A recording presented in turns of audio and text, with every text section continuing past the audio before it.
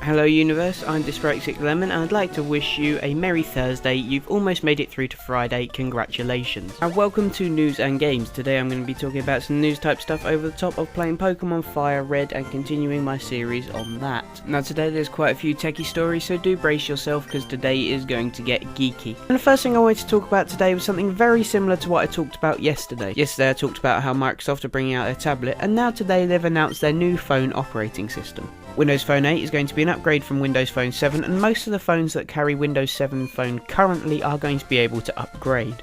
It shares the same basic visuals and basic coding as the other versions of Windows 8, including the PC version and the version they've just announced for the tablet. Another big update is it comes with a wallet application very similar to the Passbook just announced for iOS 6. Now I'm not going to ramble on about this for too long, as I spent an awful lot of yesterday going on about Windows and having my little geek moment.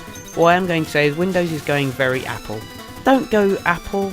Don't Windows very bad, do not go Apple. Saving it from going Apple completely, it is sticking with the tile layout as I said, however it is becoming a bit more customizable. So you know, it appears to me that everyone is going the same way with cloud computing and is changing between devices. This is one of the most useful features I'd find on iCloud if I had it, but I'm more of a Windows person, so I think this is going to be really useful for me. The main question is, do you guys think it'd be useful for you? Leave an answer in the comment box down below. Right, I've done enough geeking over Microsoft for you guys, and I've probably bored most of you to death, so let's get on with the actual news. And this is a story that a man in Texas will not be charged for beating another man to death because the man who was beaten to death was raping the other man's daughter. Sounds complex when you say it like that, however the man who found his 5-year-old daughter being raped will not be charged for beating the attacker to death. The 23-year-old found the man assaulting his daughter and proceeded to hit the attacker in the head and neck area repeatedly. The father then proceeded to call 911 and ask for help. Today the 911 recording was played, and one key quote from that I think saved the man. This quote being, "Come on, the guy is going to die on me, I don't know what to do." This certainly makes it sound as if the man did not intend to kill the attacker. The attacker was found with his trousers around his ankles and declared dead at the scene. Medical professionals also confirmed that the girl was sexually assaulted. On Tuesday the father was informed he will not be charged. This is because a grand jury has found him within his rights to use deadly force to protect his child. Personally, I think that attacker has a special place in the hell reserved for him, and the father did the right thing by killing him purely because people like him do not deserve the ability to breathe.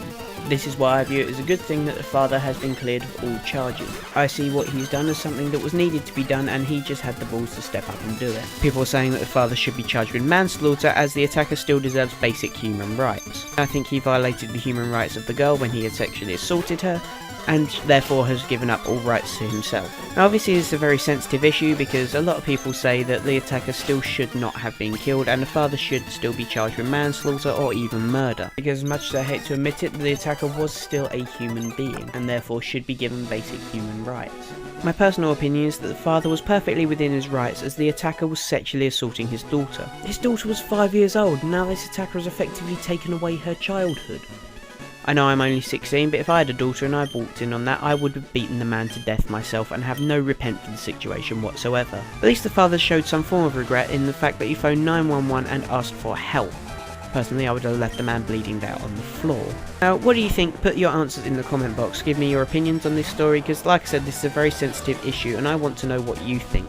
Do you think the father was perfectly within his rights, or do you think he's gotten away with murder? Leave your answers in the comment box below. And now we move on to the final story of the day, which is Jimmy Carr's been dodging tax and David Cameron's a hypocrite. This is news that Jimmy Carr has been taking advantage of a very sneaky scheme that involved him paying lots less tax than he should have been. All I know is it has something to do with the Jersey Islands and that he has been dodging lots of tax.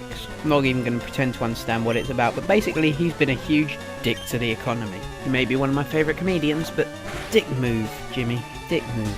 I have to say there has to be some credit given to him where he's come forward and apologised and even pulled out of the scheme. Jimmy Carr apologised via Twitter with the following set of tweets. "I appreciate I'm a comedian, people expect me to make light of this situation, but I'm not going to in this statement as this is obviously a serious matter.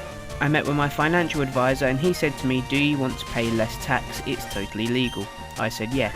I now realise I've made a terrible error in judgment. Although I've been advised the K2 tax scheme is entirely legal and has been fully disclosed by HMRC, Her Majesty's Revenue and Customs, I'm no longer involved in it and will in future conduct my financial affairs much more responsibly. Apologies to everyone, Jimmy Carr. Now you know what, I think that's perfectly fair because Jimmy Carr has come forward, apologised, said he was wrong and pulled out of the scheme.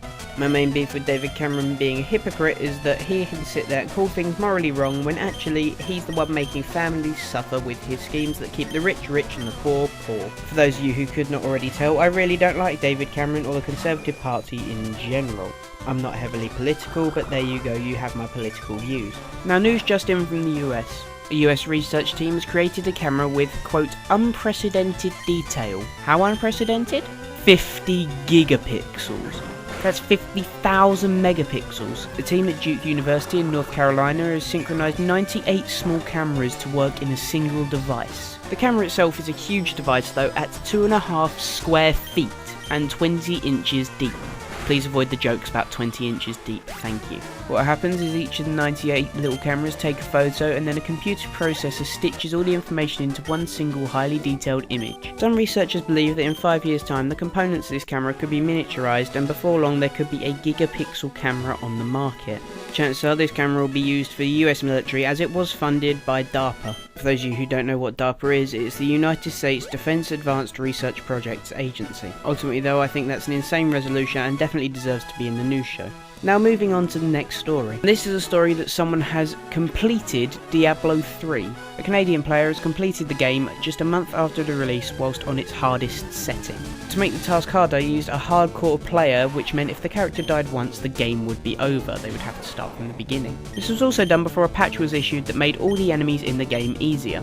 Now I'm not going to go on about this forever, but you can watch the gameplay on YouTube. There is a link in the description, as there are links to everything that I do in the description. And that is the last story from our video. Now unfortunately we have made it to the end of our video. Please don't forget to leave your opinions of my current news shows in the comment box down below. Don't forget to answer any of the questions that I laid out throughout this video in the comment box down below. And if you want to like, subscribe, do whatever it is you want to do it. We will love you forever. There's very little else I can say other than thank you guys for watching. I have been the dyspraxicLemon. Goodbye universe.